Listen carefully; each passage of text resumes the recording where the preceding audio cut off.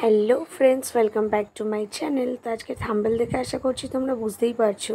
তো আজকে ভিডিওটা একটু আমি মজাদার জিনিস দিয়ে শুরু করছি। তো ইনি হচ্ছেন আমাদের বাড়ির একটা সদস্য বলতে পারো। ইনি আরেকজন আছে, এনার ভাই।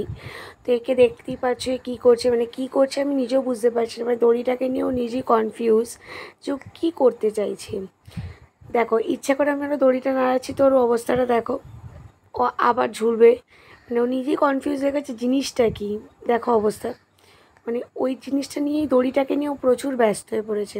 তো এদের একটা মজার জিনিস কি বলতো, এরা দুজনেই আমাদের বাড়িতেই জন্মেছে, বলে না ব্রন অ্যান্ড ব্রট আপ একই জায়গায়। মানে এরা জন্ম হওয়ার পর থেকে আমাদের বাড়িতেই এরা রয়েছে, কোথাও যায়নি।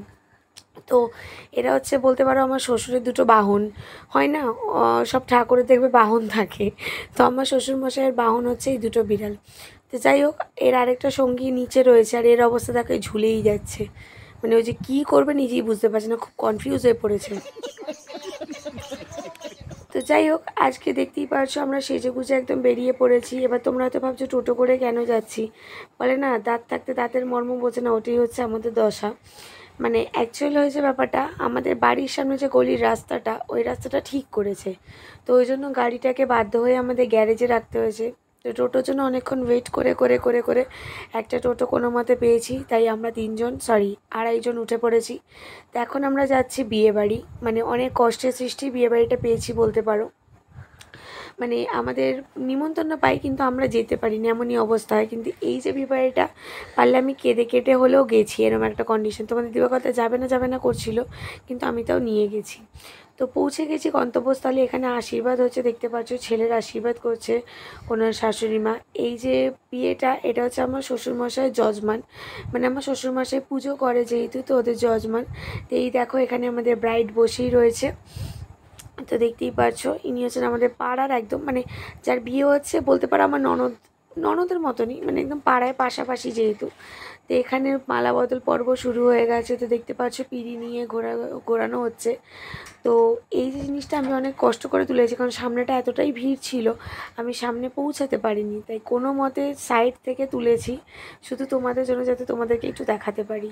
আর এখানে দেখতেই পারছো আস্তে আস্তে বিয়ের ওদিকে মালা বদল হলেই এখানে চলে আসবে। দেখো আমার শ্বশুরমশাই বসে রয়েছে অধীর আগ্রহ করে যে কখন আসবে, বিয়েটা শুরু হবে। তো এখানে সবাই আছে, আমি একটু আমাকে দেখিয়ে নিই। তা আমাকে কেমন লাগছে অবশ্যই কিন্তু কমেন্ট করে জানিও, কারণ যেহেতু সচরাচর আমি বেশি মেকআপ করি না, শাড়িও পরি না, সেটা তোমরাও জানো। তো আজকে অনেকদিন বাদেই শাড়িটা পরেছি বিয়েবাড়িতে। তো আমাকে কেমন লাগছে অবশ্যই কিন্তু কমেন্ট করে জানিও। তো এখানে বিয়েতে বসে পড়েছে, তো দেখতেই পারছো। তো তোমাদেরকে এক ঝলক দেখিয়ে দিই, কারণ একটু পরেই আমরা খেতে যাব যেহেতু, তো খেতে যাওয়ার আগে একটু তো দেখিয়ে দিই। তো এখানে ওরা বিয়েতে বসে পড়েছে। এবার চলো আমরা আস্তে আস্তে খাবারের দিকে যাই, কারণ কালকে যেহেতু স্কুল আছে তো আমাকে যেতে হবে, তাই তাড়াতাড়ি করে আমরা চলো খাবার দিকে চলে এসেছি। তো এখানে মেনু কার্ডটা তোমাদের এক ঝলক দেখিয়ে দিই কী কী আছে, তোমরা দেখতেই পারছো। তো যার বিয়ে হচ্ছে তার নাম হচ্ছে প্রিয়া, আর বরের নাম হচ্ছে সুরজিৎ। তো এখানে দেখতেই পাচ্ছ মশলা কুলচা, ডাল মাখানি, অনেক কিছু ভ্যারাইটিস আইটেম আছে। তো এখানে আমাদের আরিয়া দিদি ওর ফ্রেন্ডকে নিয়ে বসেছে, ওরা সব মেনু কার্ডগুলোকে নিয়ে জড়ো করছে। আর ওখানে দেখতেই পাচ্ছ তোমাদের দিবাকরদা বসেছে আমাদের পাশের বাড়ির একটা দাদার সাথে। তো এরা হচ্ছে দুজনে খুব বেস্ট ফ্রেন্ড না, তো স্কুল একসাথে যাবে। দেখো খাওয়া দাওয়াও দুজনে একসাথে করছে, মানে ফুল কনসেন্ট্রেট দিয়ে দুজনে খাওয়া দাওয়া করছে, কোনো দিকে তাকাচ্ছে না, শুধুমাত্র খাবারের দিকেই দেখছে। তো তোমার দাঁড়িয়ে দিদির অবস্থা দেখো, আর এদিকে এর অবস্থা দেখো দুজনে। তো দেখতেই পারছো। আর এখানে ক্যাটারিং দাদারা খাবার দিয়ে যাচ্ছে। তো খাবারের জন্য আমি ওদেরকে দেখাতে পারছি না যদিও বা। তো ওরা দেখো যে চিকেন স্যাটারটা করেছে তার স্টিকটা দিয়ে ওরা খাচ্ছে, মানে নিজেকে ওরা চাইনিজ মনে করছে। তো অবস্থা দেখো। তো যাই হোক, এখানে খাওয়া দাওয়া পর্ব তো শেষ হয়ে গেছে, এবার আমাদের বাড়ি যাওয়ার পালা।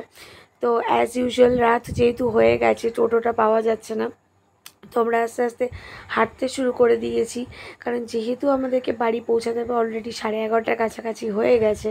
তো তোমাদের দিবাকরদা একটু এগিয়ে গেছে যে যদি টোটো পাই, কিন্তু স্বাভাবিক জিনিস 11টার পরে 10টার পরেই টোটো থাকে না, এখানে তো 11টার তাড়াহুড়ো হয়ে গেছে, মানে বেশি হয়ে গেছে, তোমরা টোটোর আশা তো করছি না। তো এখানে দেখতেই পাচ্ছ তোমার দিবাকরদার টোটোর দিকে তাকিয়ে রয়েছে, আর আমার মেয়ের হাত থেকে কী একটা পড়ে গেল দুম করে, বুঝতে পারলাম না। তো যাই হোক, এখানে আমরা হাঁটতে শুরু করে দিয়েছি। এবার তোমরা হয়তো ভাবছো আমাদের আরিয়া কোথায় গেল। তো আরিয়া ওর ফ্রেন্ডের বাবার সাথে চলে গেছে। ওরা বললো যে তোমরা হাঁটতে থাকো, আমি মেয়েটাকে নিয়ে যাই। তো